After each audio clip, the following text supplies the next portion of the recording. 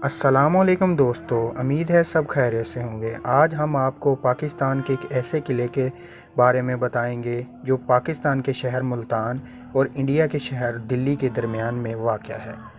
इस किले का नाम किला मरोट है। किला मरोट इंतहाई कदीम किला है जो ज़िला बहावलनगर के सहराई चोलिस्तान के मरकज़ में वाक़ है। मरोट किला चुतड़ के महरोट ने तमीर कराया था, जिसने राजा चर्च से जंग लड़ी थी। इसके बाद इस किले का नाम किला महरोट रखा गया, जो बिगड़ कर किला मरोट बन गया। मरोट किला का बड़ा हिस्सा अब गायब हो चुका है, लेकिन किसी ज़माने में ये हुक्मरानों की शान शौकत की अलामत हुआ करता था। मरोट किले की बुनियाद चुतड़ के हुक्मरान ने रखी थी। इस किले को किसी ज़माने में जाम सोमवार ने भी इस्तेमाल किया था और 1941 में इसकी मरम्मत का काम भी करवाया गया था, क्योंकि ये मुल्तान और दिल्ली के मिलाने वाली गुज़रगाह के साथ वाक़या था। मरोट बहुत बुलंद टेले पर तमीर किया गया, जो बहुत दूर से नज़र आता था। मगरबी जानब एक कदीम महल के आसार मिलते हैं। कहा जाता है कि यहाँ महाराजा बीकानेर वाली की रहाइश भी थी।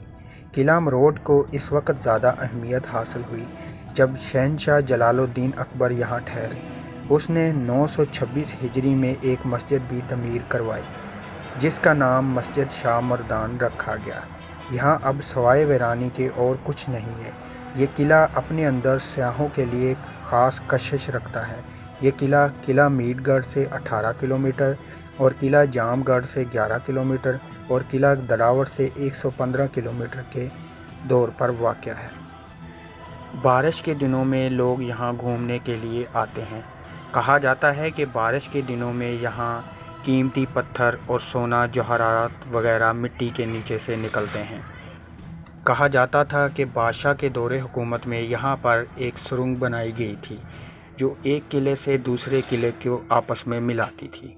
एक सुरंग की लंबाई तकरीबन 38 किलोमीटर बताई जाती है और इस किले के मशरक़ की जानब आज भी बादशाह के दौरे हुकूमत की कब्रें मौजूद हैं। इनमें से एक कब्र तकरीबन 9 गज़ लंबी है, जिसको 9 गज़े के नाम से पुकारा जाता है।